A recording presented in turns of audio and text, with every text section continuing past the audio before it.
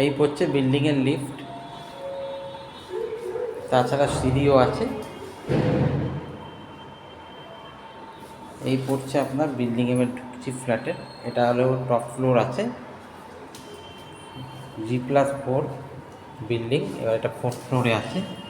এই ঢুকলাম, এটা একটা লম্বা পড়ছে লিভিং ডাইনিং।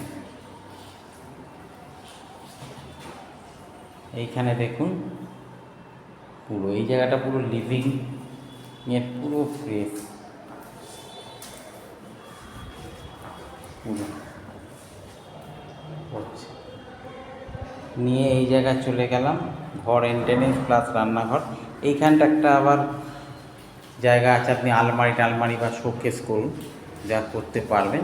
আলমারি এইখানে এই দেখুন, এই পড়ছে পুরো এই জায়গা প্যাসেজ। এটা ডাইনিংয়ের পুরো প্যাসেজ আছে, ওটা লিভিং ছিল। এই রান্নাঘর, রান্নাঘরে গ্রেনাইট লাগানো আছে। রান্নাঘরের পাশে আরেকটা জায়গা আছে, এখানে ওয়াশিং মেশিন রাখতে পারেন বা অন্য কিছু আপনি এটাকে ইউজ করতে পারেন। এরই ওপরে লক আছে, যেটা খুব দরকার ফ্ল্যাট বাড়িতে। তার পাশেই আপনি পাচ্ছেন পুরো একটা ভালো স্পেস, যেখানে ডাইনিং টেবিল রাখতে পারবেন। তার এইখানে পড়ছে হলো কমন বাথরুম, টয়লেট।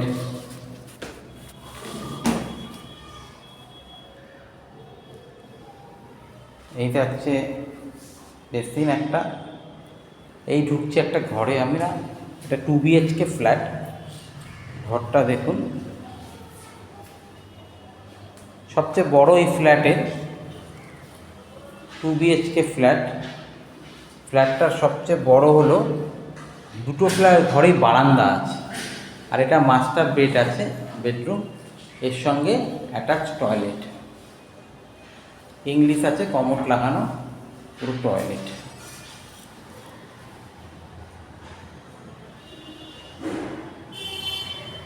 এই যাচ্ছে বারান্দা,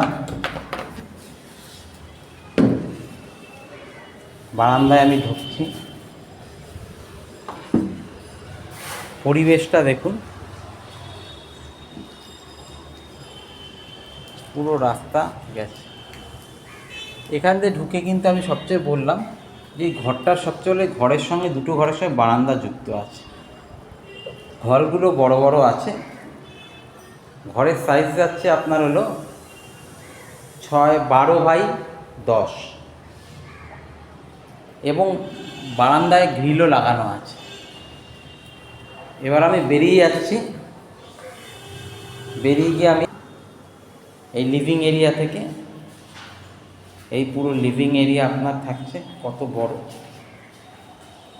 এবং সেকেন্ড বেডরুমটা আমি ঢুকছি, এটাও দেখুন।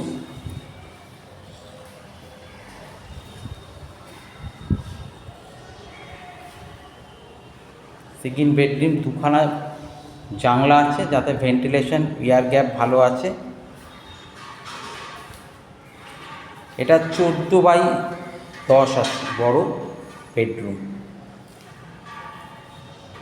এবং এর সঙ্গে আবার একটা বারান্দা আছে। হাওয়ার কোনো অভাব হবে না, আলোর অভাব হবে না। বারান্দাগুলো দেখুন, লম্বা বারান্দা এবং যথেষ্ট স্পেস আছে। বারান্দায় আপনি এখানে ওয়াশিং মেশিন রাখতে পারবেন, রেখে এখান দিয়ে আপনি নাল আছে জল ফেলতে পারবেন। এবং আপনি পরিবেশটা দেখুন, সামনে পড়ছে আমাদের সল্টি প্রজেক্ট, এদিকে ইমামি পুরো, এবং এটা ফ্রন্ট সাইডে পড়ছে।